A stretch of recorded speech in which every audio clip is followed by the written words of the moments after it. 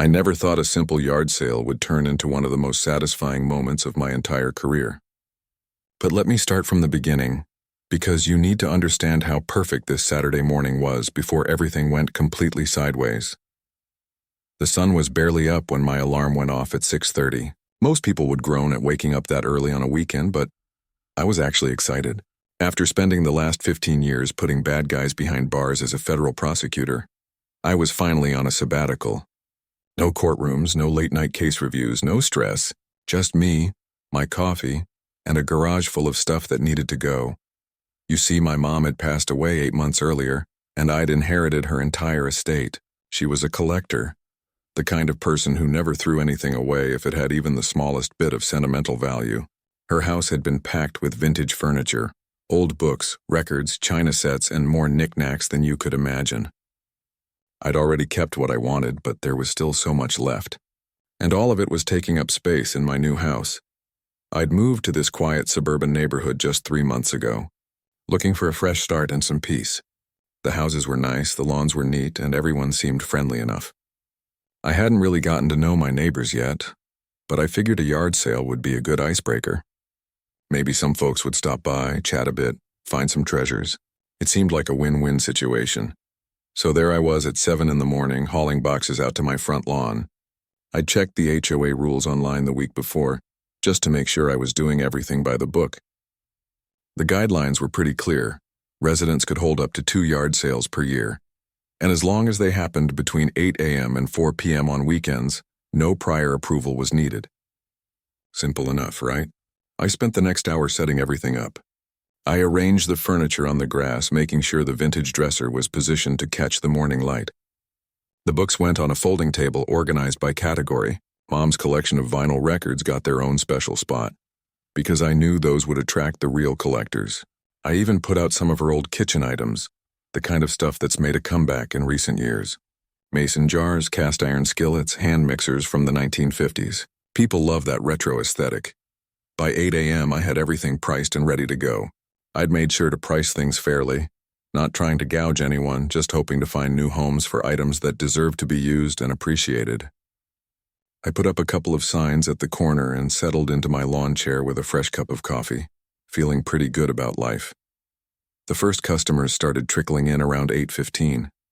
A young couple looking for furniture for their first apartment. An older gentleman who got really excited about the record collection. A mom with 2 kids who were thrilled to find some vintage toys. Everyone was polite, friendly, and genuinely interested in the items.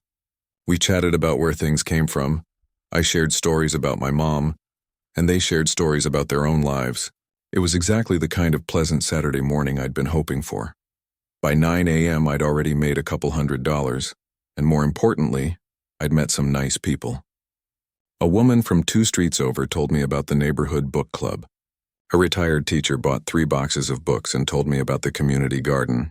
I was starting to feel like I'd made the right choice moving here. Then I heard it. The sound of a car engine being revved a little too aggressively for a quiet residential street on a Saturday morning. I looked up and saw a silver Mercedes sedan pulling up to the curb in front of my house. Not parking gently, but stopping abruptly, like the driver was in a hurry to get somewhere important. The door opened and out stepped a woman who looked like she'd stepped straight out of a Real Housewives episode. Designer sunglasses that probably cost more than some of the furniture I was selling. A crisp white blouse that screamed dry clean only. Perfectly styled hair that hadn't moved an inch despite the morning breeze. And heels. Actual heels. To a neighborhood yard sale, but it wasn't her outfit that caught my attention. It was her expression. Even with those oversized sunglasses covering half her face, I could see the look of pure disgust. Her lips were pressed into a thin line, her jaw was tight, and she was clutching something leather-bound against her chest like it was a weapon. She didn't walk toward my yard sale. She marched. Her heels clicked on the pavement with this rhythmic, aggressive sound that made several of my customers look up nervously. One couple who'd been browsing the books actually took a step back, like they instinctively knew trouble was coming. I stood up from my lawn chair, trying to maintain my friendly yard sale host demeanor. Maybe she was just another customer with a unique fashion sense. Maybe she was looking for something specific. Maybe I was reading too much into her body language. I was wrong on all counts. She stopped about 3 feet from me, didn't take off her sunglasses, didn't smile, didn't even say hello. Instead, she looked around at my carefully arranged sale with the kind of expression you'd have if you'd just stepped in something unpleasant. The couple looking at books quietly decided they were done and hurried to their car. The elderly gentleman with the records suddenly found a reason to leave. Within 30 seconds, my friendly neighborhood yard sale had cleared out, leaving just me and this woman who was still staring at my stuff like it was personally offending her. I took a breath and smiled. After 15 years of dealing with hostile witnesses and defense attorneys, I knew how to stay calm under pressure. Whatever this was about, I could handle it professionally. I had no idea that this woman was about to make one of the biggest mistakes of her life, and I definitely had no idea that my quiet Saturday morning was about to turn into something I'd be talking about for years to come. But standing there in that moment, watching her clutch that leather-bound book and seeing the way her knuckles were turning white from gripping it so hard, I felt that old familiar tingle, the one I used to get in court when I knew someone was about to say something incredibly stupid that would blow their entire case. I just didn't know yet that this time, I wasn't in a courtroom. I was in my own front yard. And the person about to make a huge mistake wasn't some criminal defendant. It was the HOA president. And she was about to have a very bad day. She didn't even give me a chance to introduce myself. The moment I opened my mouth to say good morning, she cut me off with a voice that could have frozen water. "What exactly do you think you're doing?" I blinked.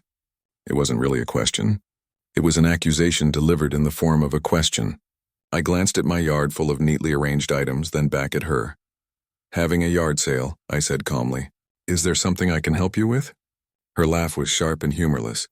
"A yard sale? Without authorization? Do you have any idea what you've done?" I felt my eyebrows rise slightly. This was already going in an interesting direction. "I checked the HOA guidelines online," I said, keeping my voice friendly and professional. "Residents are allowed 2 yard sales per year without needing approval, as long as they're held during permitted hours on weekends." She took off her sunglasses then, and I got my first clear look at her face. Her eyes were narrowed, her expression a mixture of disbelief and fury that someone had dared to question her. "I am the president of this HOA," she announced, like she was declaring herself queen of a small nation. "And I'm telling you right now that this," she gestured at my sale with a sweeping motion that was probably meant to be dramatic, "is completely unacceptable." A car had pulled up during our conversation, and an older couple was starting to get out, probably attracted by my signs. The woman in front of me turned and actually shooed them away with her hand, like they were stray cats. The couple looked confused, got back in their car, and left. I felt a small spark of irritation flare up. That was a potential customer she'd just chased off. But I kept my cool. Years in courtrooms had taught me that the person who loses their temper usually loses the argument. "I appreciate you introducing yourself," I said, making sure my tone stayed respectful. "But according to the community bylaws posted on the HOA website, Section 4.7 specifically states that residents may hold up to 2 yard sales annually, between the hours of 8 a.m. and 4 p.m. on Saturdays and Sundays, without prior board approval. I'm well within those guidelines." Her face went through an interesting color transformation. Started at pink, moved quickly to red, and settled somewhere around burgundy. "You're new here," she hissed. "So let me explain how things actually work in this neighborhood. I don't care what some outdated website says. When you want to do something like this, you come to me first. You ask permission. You show respect for the community standards we've worked hard to maintain." I could see a few of my neighbors peeking out from their windows now. A guy across the street was watching from his porch, coffee mug frozen halfway to his mouth. This was clearly becoming the morning's entertainment. "The bylaws aren't outdated," I said carefully. "They were last updated 8 months ago according to the date stamp on the PDF. And with all due respect, if the board wanted to change the yard sale policy, that would require a community vote and proper documentation." Wrong thing to say.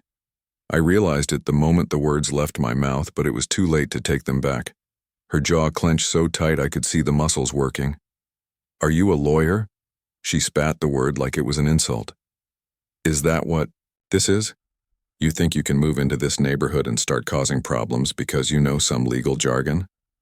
"I'm not trying to cause problems," I said, and I meant it. "I'm just trying to sell some of my late mother's belongings, that's all this is." But she wasn't listening anymore. She'd already pulled out her phone and was scrolling through it with sharp, angry jabs of her finger. Fine. You want to play it this way? We'll see what the police have to say about your little unauthorized commercial operation. That got my attention.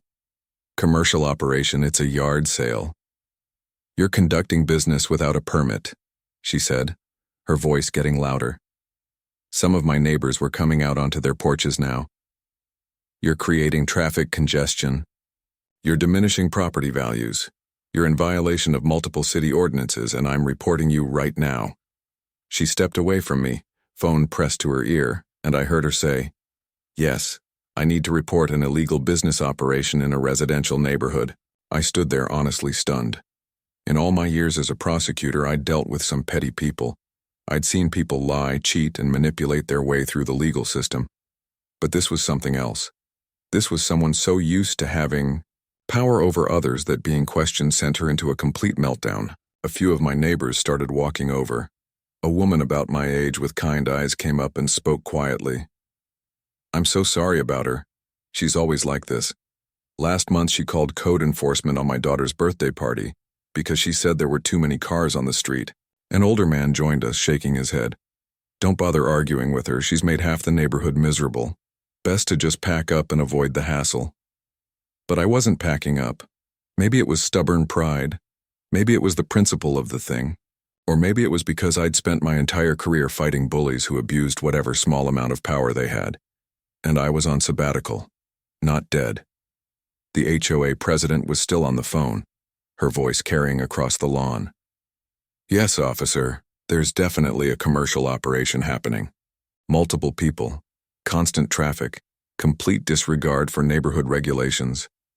I watched her, fascinated by the performance. She was good. I'd give her that.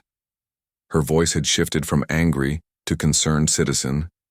She was painting a picture of chaos and disorder that bore no resemblance to the quiet yard sale that had been happening 20 minutes ago. After a few more minutes of dramatic explaining, she ended the call and walked back toward me with a smile that was all triumph and zero warmth.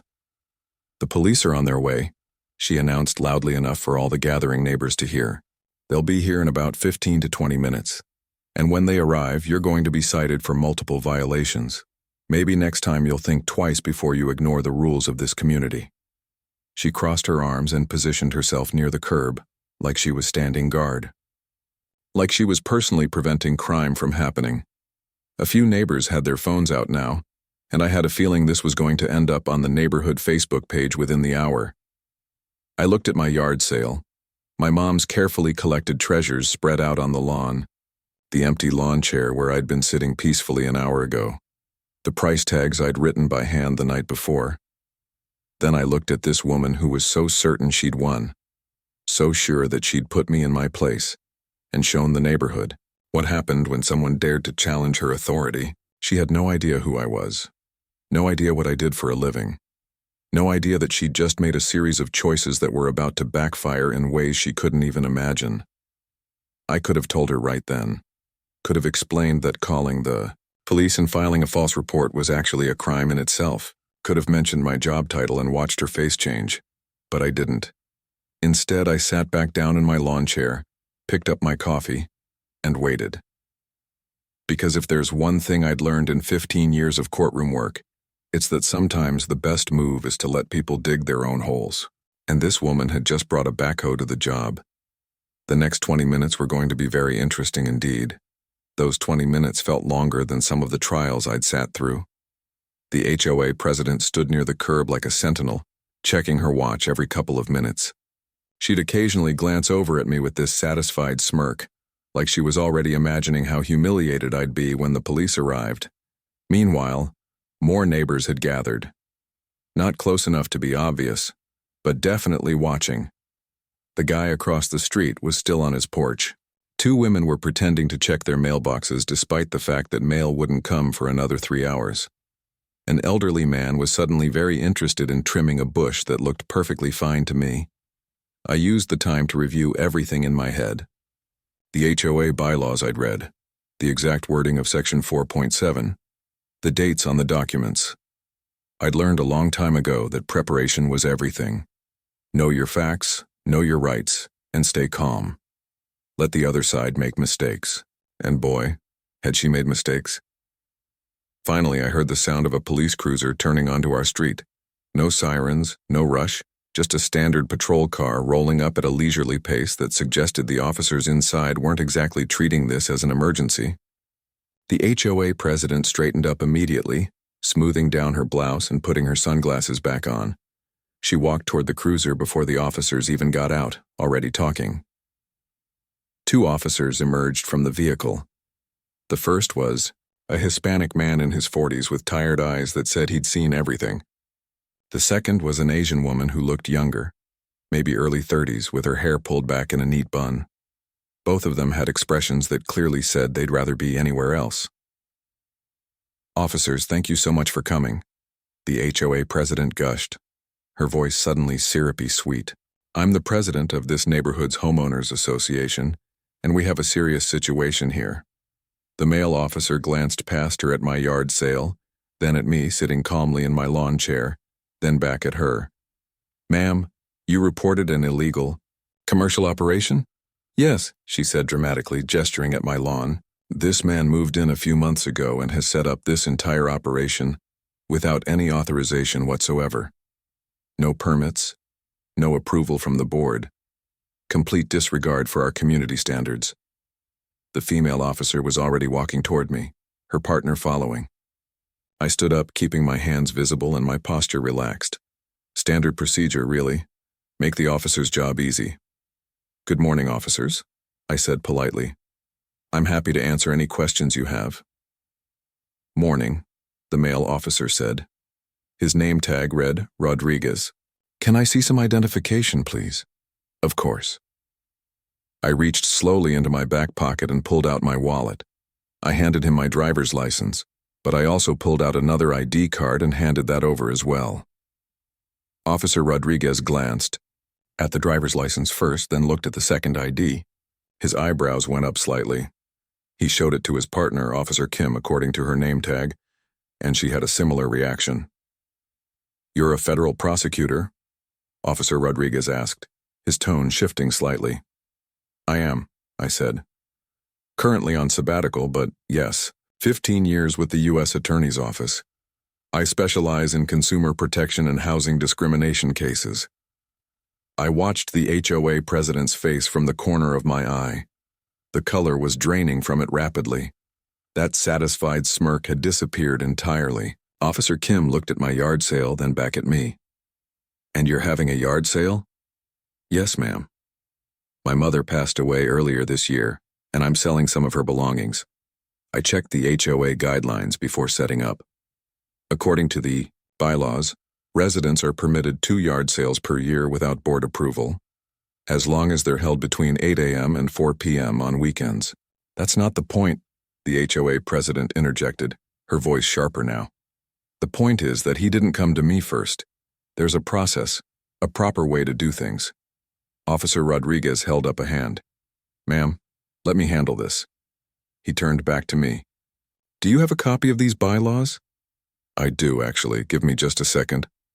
I walked into my house and grabbed the folder I'd prepared. Yes, I'd printed out the relevant sections.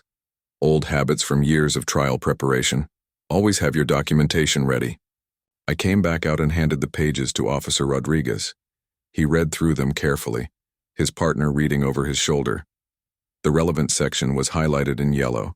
Section 4.7, 2 yard sales per year, weekend hours between 8 a.m. and 4 p.m. No prior approval required. "This seems pretty clear," Officer Rodriguez said after a minute. He looked at the HOA president. "Ma'am, according to this, he's well within his rights to hold this sale." "But I'm the HOA president," she sputtered. "I know the actual rules, not whatever outdated nonsense is on some website." "These were updated 8 months ago," I said quietly, pointing to the date stamp on the document. "You can see the revision date right there." Officer Kim walked around my yard sale, examining it. "Sir, do you have any permits or licenses to sell these items commercially?" "No, ma'am, because this isn't a commercial operation. These are personal belongings from my mother's estate. Household items, furniture, books, Nothing requires a seller's permit under state law for a private yard sale. She nodded, already understanding where this was going. Officer Rodriguez handed my IDs back to me. Sir, you're not in violation of any laws that I can see. You're having a legal yard sale during permitted hours according to your HOA's own rules. Then he turned to the HOA president and his expression shifted. Not angry exactly, but definitely more serious. Ma'am, did you actually check the HOA bylaws before calling us? I don't need to check them, she said, but her voice had lost its confidence. I'm the president. I know the rules. Apparently not, Officer Kim said dryly. I cleared my throat softly. Both officers looked at me. Officers, I don't want to make a big deal out of this, but I do want to make sure we're all clear on something. Filing a false police report is actually a crime in this state. It's a misdemeanor under Penal Code Section 148.5. And harassment, especially selective enforcement of HOA rules, can constitute housing discrimination under federal law, which is something I've prosecuted many times. The temperature seemed to drop about 10 degrees. The HOA president's face went from pale to completely white. I'm not saying that's what happened here, I continued, keeping my voice professional and even.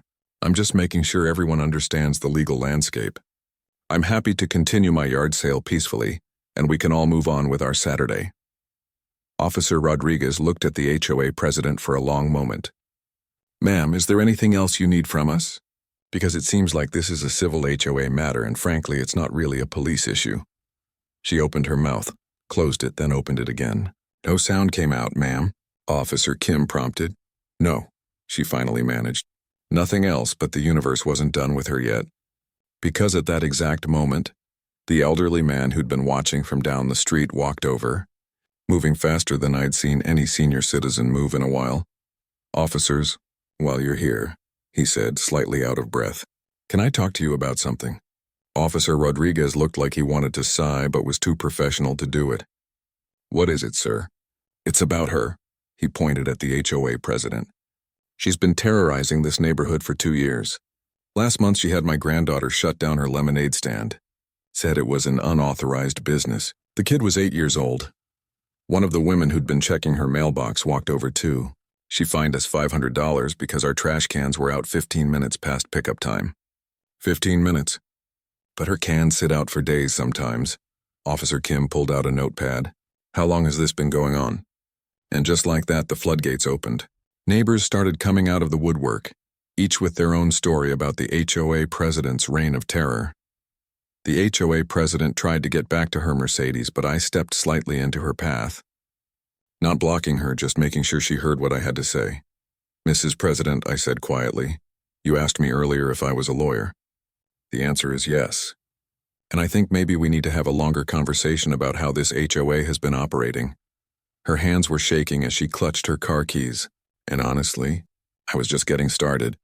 The HOA president managed to get into her Mercedes and peeled out of there like she was fleeing a crime scene, which in a way I suppose she was. The officers stayed for another 20 minutes, taking statements from neighbors who seemed relieved to finally have someone official listening to their complaints. Officer Rodriguez handed me his card before they left. If you need anything else, give me a call. And for what it's worth, good luck with whatever you're planning to do about this situation. I took the card and thanked him.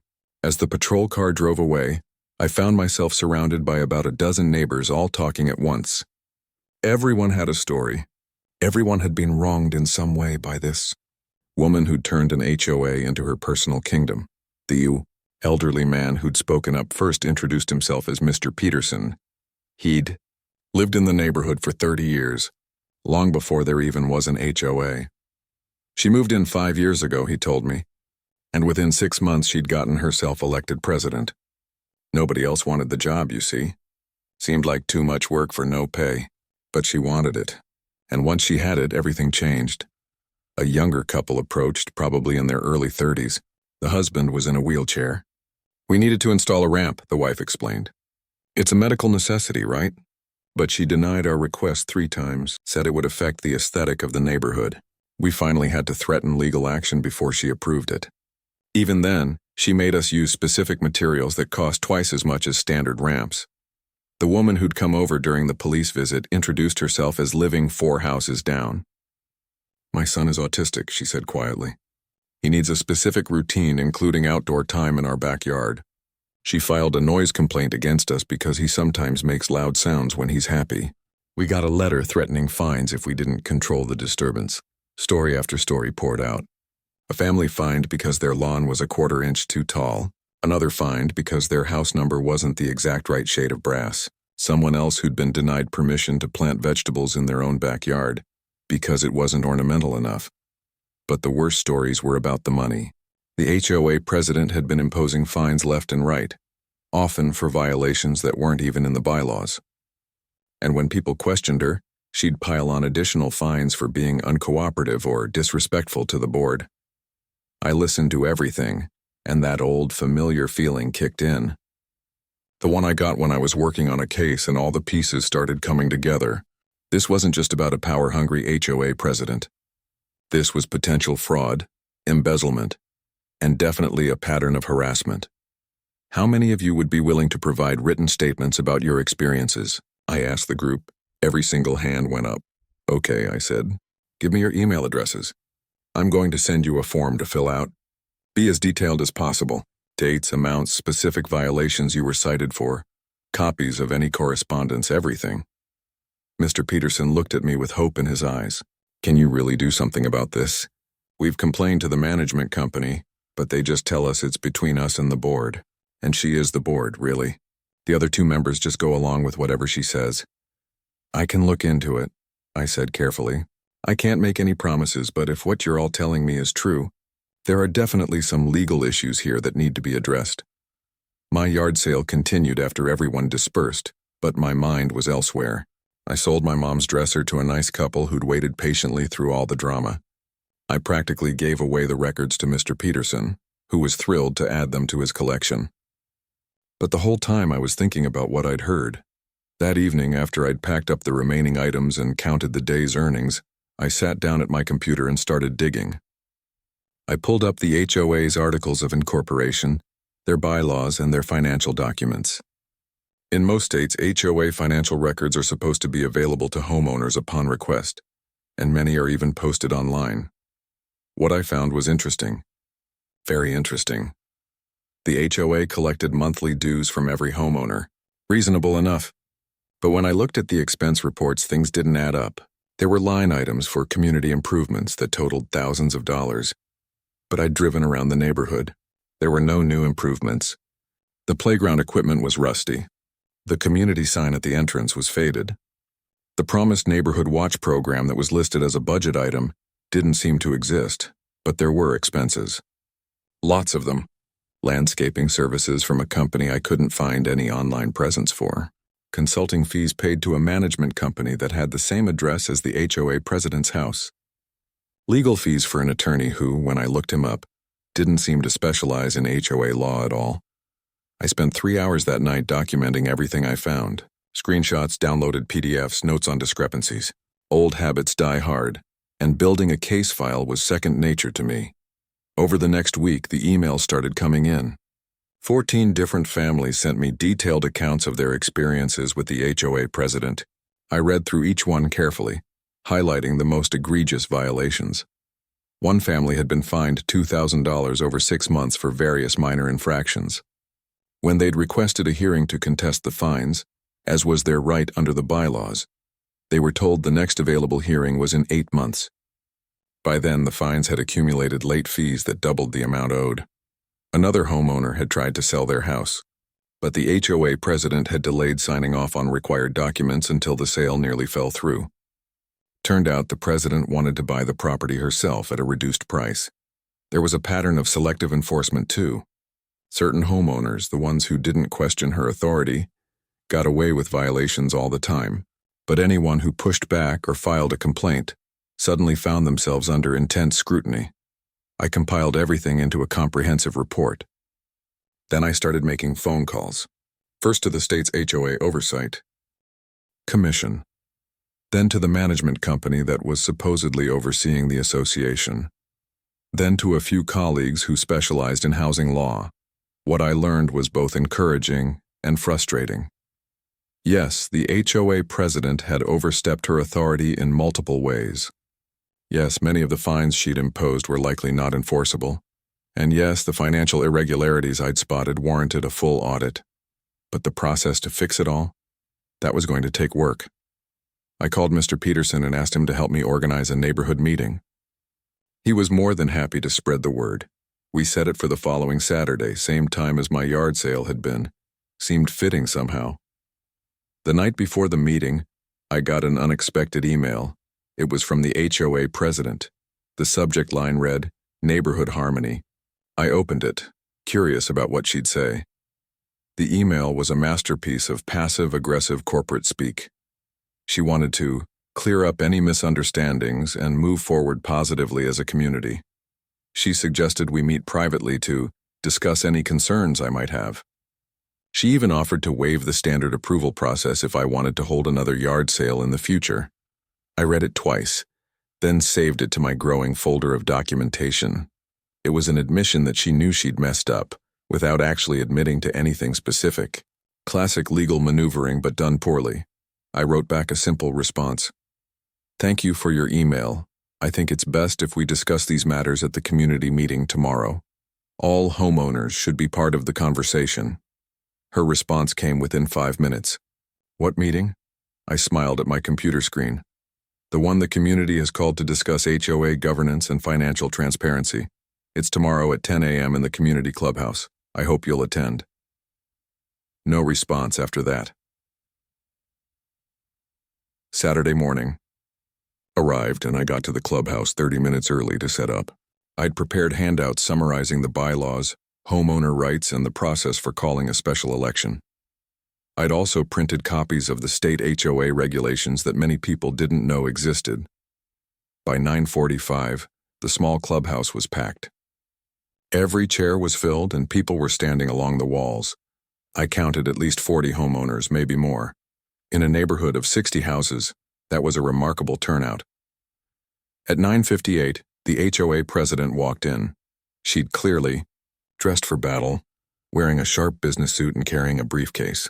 But when she saw how many people were there, I watched the confidence drain from her face. She'd expected maybe a handful of complainers. Instead, she was looking at 2/3 of the neighborhood, and every single person in that room had a reason to be angry with her. I stood up at the front of the room. "Thank you all for coming, let's get started." The room went quiet as I started speaking. I'd given hundreds of opening statements in my career, but this felt different. These weren't jurors I needed to convince. These were neighbors who'd been waiting for someone to finally stand up and say, "Enough is enough." "I'm going to keep this simple," I began. 2 weeks ago I held a yard sale, a completely legal yard sale according to our HOA bylaws. The HOA president called the police on me, claiming I was running an illegal business. When the police arrived and confirmed I wasn't breaking any laws, something interesting happened. Neighbors started coming forward with their own stories about problematic HOA enforcement. I saw heads nodding around the room. The HOA president remained standing near the door, her briefcase clutched to her chest like a shield. So I did what I do professionally. I investigated. I reviewed our HOA's governing documents, financial records, and correspondence. I collected statements from 14 different families about their experiences, and what I found was concerning. I pulled up the first slide on the projector I'd set up. It showed a breakdown of HOA fees collected versus actual expenses on community improvements. Over the past 2 years, this HOA has collected over $200,000 in dues and fines. According to the financial reports, $60,000 was spent on community improvements. But when we look around the neighborhood, where are those improvements? The playground is in disrepair. The entrance sign is fading. The streetlights that were promised haven't been installed. Murmurs rippled through the crowd. People were pulling out their phones, taking pictures of the screen. "Wait just a minute." The HOA president's voice cut through the room. "You have no right to be sharing confidential HOA financial information with the community." I turned to face her calmly. "Actually, under state law, all homeowners have the right to review HOA financial records. These documents are not confidential. They belong to all of us." She opened her mouth to argue, but I continued before she could. "Let's talk about fines. In the past 18 months, you've imposed over $30,000 in fines on various homeowners. Some of these fines were for legitimate violations, but many were not. You fined people for violations that don't exist in our bylaws. You imposed late fees that exceeded the amounts allowed by law, and when people tried to appeal these fines, you delayed hearings for months, letting fees accumulate. A man in the back stood up. She fined me $800 because my lawn was supposedly too tall, but I just mowed it 2 days before. When I showed her pictures proving it was within the height requirement, she said the pictures weren't acceptable evidence. She rejected our request to install solar panels, another voice called out. Said they were ugly. But there's nothing in the bylaws about solar panels, and state law actually protects our right to install them. More voices joined in, people sharing their experiences. The HOA president tried to speak several times, but the crowd wasn't interested in hearing from her anymore. I let people vent for a few minutes, then raised my hand for quiet. Here's what I propose. First, we need a complete financial audit conducted by an independent third party. Second, we need to hold a special election for all board positions. And third, we need to establish clear procedures for how violations are reported, fined, and appealed. You can't just call for an election, the HOA president said, her voice shaky now. There are procedures. You're right, I said. According to our bylaws, 15% of homeowners can petition for a special election. We have 60 homes in this neighborhood, which means we need 9 signatures. Can I see a show of hands from everyone who'd be willing to sign that petition? Nearly every hand in the room went up. I counted 42. I think we're well over the threshold, I said. The HOA president's face had gone from red to pale. This is ridiculous. I've been serving this community for years. I've worked hard to maintain our property values and keep this neighborhood safe and orderly. An older woman stood up, her voice trembling with emotion. You fined my daughter $300 because her car was parked in front of my house overnight when she came to help me after my surgery. You said visitors weren't allowed to park on the street between midnight and 6 a.m. That rule doesn't exist anywhere in the bylaws. You tried to prevent us from putting up a wheelchair ramp, the young man in the wheelchair added. A medically necessary modification. You delayed us for months. You shut down my granddaughter's lemonade stand, Mr. Peterson said quietly. She was raising money for the animal shelter. She was 8 years old. The room erupted in similar stories, a chorus of grievances that had been building for years. The HOA president just stood there, and for the first time since I'd met her, she looked small. When the room finally quieted down, I spoke again. Look, I'm not trying to vilify anyone, but we need accountability.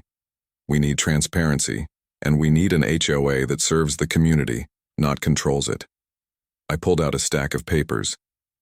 I've prepared petition forms. Everyone who wants to sign can do so before leaving today. Once we have the signatures, I'll submit them according to the proper procedure. The election will need to happen within 60 days. People started lining up to sign before I'd even finished talking. The HOA president watched for a moment, then turned and walked out without another word. Her briefcase remained on the chair where she'd set it down. Nobody bothered to go after her. The meeting lasted another hour as we discussed what kind of leadership the neighborhood actually needed. People volunteered to run for board positions. Others offered to help with the audit. Someone suggested forming committees to handle different aspects of neighborhood management. By the time everyone left, we had 48 signatures on the petition. More than enough. Over the next few weeks, things moved quickly. The management company, probably worried about their own liability, agreed to conduct the financial audit. What they found confirmed what I'd suspected. The landscaping company that had been paid thousands of dollars was owned by the HOA president's brother-in-law. The consulting fees had been paid to a shell company she'd set up herself. Altogether, she'd siphoned off nearly $40,000 over 2 years. The state HOA Oversight Commission opened an investigation. The local district attorney's office got involved too. I helped several families file complaints about the improper fines, and most of those fines were ultimately dismissed. The special election happened exactly 58 days after our meeting. The HOA president didn't run for re-election. She actually put her house on the market 2 weeks before the vote. 3 new board members were elected. including Mr. Peterson and the young woman whose autistic son had been the subject of noise complaints. They asked me if I'd be willing to serve as the board's legal advisor on a volunteer basis. I agreed, but only on the condition that we establish clear guidelines to prevent future abuse of power. My yard sale, incidentally, ended up being far more successful than I'd planned. After everything went down, neighbors kept stopping by my house asking if I had anything else to sell. I ended up making just over $3,000 from my mom's belongings. I donated every penny to a local legal aid organization that helps homeowners fight HOA abuse. Seemed appropriate somehow. The new board's first action was to return the improperly collected fines to homeowners. Their second action was to approve Mr. Peterson's granddaughter's lemonade stand for the following summer, with an official proclamation declaring it not only permitted but enthusiastically encouraged. 6 months after that dramatic Saturday morning, the neighborhood had transformed. People actually talked to each other now. Kids played in the streets without fear of violation notices. One family installed their vegetable garden. Another put up solar panels. Someone even organized a neighborhood barbecue, which would have been unthinkable under the previous regime. As for the former HOA president, I heard she moved to a condo association across town. I almost felt bad for her new neighbors. Almost. The whole experience taught me something important. Sometimes justice doesn't happen in a courtroom. Sometimes it happens at a yard sale on a quiet Saturday morning when someone finally stands up and says this isn't right. And sometimes the best use of a law degree isn't prosecuting criminals. It's helping a community take back control from someone who forgot that power is supposed to serve people, not the other way around. I still live in that neighborhood, still serve as the board's legal advisor. And yes, I held my second yard sale the following spring, completely by the book, of course. Though this time nobody called the police. In fact, half the neighborhood showed up, not to buy anything but just to support me. Mr. Peterson brought lemonade. The family with the wheelchair ramp brought cookies. Kids drew chalk art on my driveway that said, "Best yard sale ever." It was exactly the kind of community I'd hoped to find when I moved here. It just took standing up to a bully to help everyone remember what community was supposed to feel like. And all of it started because someone tried to shut down a simple yard sale. Funny how these things work out.